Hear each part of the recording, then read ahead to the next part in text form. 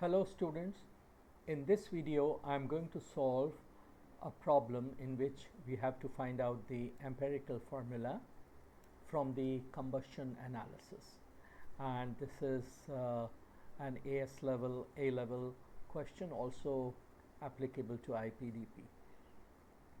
Now I have used chatgpt to obtain the answer of this particular question, and what you see here is the response given by the chatgpt 5, and I will be explaining you the response as provided here.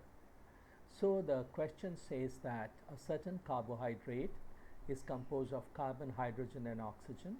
When 10.7695 gram of this carbohydrate was subjected to combustion analysis with excess oxygen, it produced 29.5747 gram of carbon dioxide and 12.1068 gram of water. What is its empirical formula? Now excess oxygen has been used so that all the carbohydrate gets combusted and nothing of it is left behind, and it produces the maximum amount of the carbon dioxide and water possible. Now in this question, the main thing to understand is that we can find out the amount of carbon and hydrogen which is present in the carbohydrate by the amount of carbon dioxide and water which are formed, but we will have to use some other method that I will show you to find out how much oxygen was present in the carbohydrate. And so let us start. So the mass of the carbohydrate sample is given in the question, the mass of carbon dioxide produced is given, the mass of water produced is given. We have used the atomic masses to 2 decimal places, as you can see. So first step would be to find out the molar masses of carbon dioxide and water, which by simple addition of the atomic masses we get 44.01 for carbon dioxide and 18.02 for water. Then we can find out the moles of carbon dioxide from the mass of carbon dioxide divided by the molar mass of carbon dioxide, and we do this, we get the moles of carbon dioxide. Now what you have to understand is that after finding out the moles of carbon dioxide, we can find out the moles of carbon, because as you see in the formula that when we have 1 mole of carbon dioxide, we also have 1 mole of carbon. So the moles of carbon is equal to the moles of carbon dioxide. So we found out the moles of carbon dioxide, and the moles of carbon is also the same, which you see here. And but we need to know the mass of carbon, so we multiply the mole of carbon by its molar mass, which is 12.01, and we get the mass of carbon in the sample, which is this. In fact, we don't have to use so many decimal places, but this has been this is the answer of exact number of decimal places, but you can use 3 decimal places in your answer. Similarly, when we find out the moles of water, it is the mass of the water and divided by the molar mass.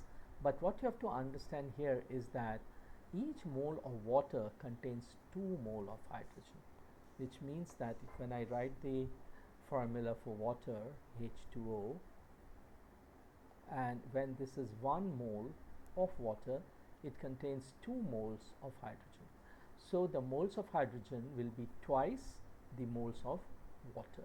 So we get here the moles of hydrogen, and again we can find out the mass of hydrogen by multiplying the moles of hydrogen by its atomic mass or the molar mass, and we get the mass of hydrogen. So having found the mass of the carbon and the mass of the hydrogen, we can find out the mass of oxygen by difference, because we know that the total mass of the sample was 10.7695, and we got the mass of carbon as this 8 point something, and we got the mass of hydrogen as 1.35 something. So when we subtract these masses from the total mass, the remaining mass is the mass of oxygen which was there in the sample. Okay, then we need to convert this mass of oxygen into the moles of oxygen, because we will require the moles of oxygen for the calculation of the empirical formula. So now that we have the moles of each of these elements, the moles of carbon, the moles of hydrogen, and the moles of oxygen, we divide each of these moles by the smallest number of moles, and we get these numbers 8, 16, and 1, and therefore the final answer is that the empirical formula is C8H16O. So hope you understood, and this is one method of doing it, but I will be also showing you the second method of doing it, and that is by finding out the percentage of carbon and hydrogen by mass which are there in carbon dioxide and water. In that case, we will not have to use the moles. So let's see how that is done. So if you look at the formula of carbon dioxide, we find that the molar mass of carbon dioxide is 44.01, and in this 44.01 grams of carbon dioxide, we have 12.01 grams of carbon in the formula. So in 44.01 there is 12.01 parts of carbon, so its percentage is 27.2893%. Similarly, we can find out what is the percentage of hydrogen in water.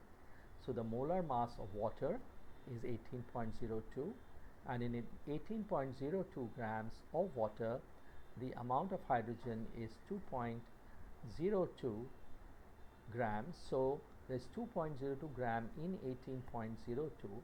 So if you find out the percentage of hydrogen, it will turn out to be 11.2098%. Now, having known the percentage of carbon in carbon dioxide and the percentage of hydrogen in water, we can find out the mass of carbon which would be present in the given mass of carbon dioxide. So since we have 29.5747 gram of carbon dioxide, you can see that the amount of carbon dioxide is 29.5747, and we know that percentage of carbon in carbon dioxide is 27%, or in the form of a fraction it is 0.27, or 27.28 divided by 100, it is the same thing. And then if you multiply it by its mass, you will get what is the mass of carbon in this mass of carbon dioxide. Similarly, since you know the percentage of hydrogen in water, and you know the mass of the water produced, and then you know how much is the percentage of hydrogen in water, you take that percentage and find out how much of the hydrogen would be present in so much mass of the water. Then it is not difficult. You just, this percentage, that is 11.20976693 over 100 times 12.1068 gives you directly the mass of hydrogen, right? So now, since you know the masses of the carbon and hydrogen, and therefore you can now find out the moles of the carbon, which is the mass divided by the molar mass. The moles of the hydrogen is the mass divided by the molar mass, and the moles of oxygen is the difference between what is left, like this is the total mass, this is the mass of carbon, this is the mass of hydrogen, so difference is the mass of oxygen, and therefore you can now get the moles of each one of them by dividing by their atomic masses. So you get the same numbers, and then you divide by the smallest value, each of these moles by the smallest value, and you again get the ratio 8, 16 and 1. So the empirical formula is C8 at 8, C8 8 16 O. So I think you understood that there could be two methods of getting to the empirical formula once you know the combustion analysis, in which you get the mass of carbon dioxide and the mass of water produced, but the mass of oxygen can be found when you find out first the mass of carbon and the mass of hydrogen, and then subtract the total from the mass of the sample, you will get the mass of the oxygen. So indirectly you get the mass of oxygen, and after getting the masses you can find out the moles in the usual way, and then in the normal way you find out the simplest ratio of the moles, and hence you find out the empirical formula.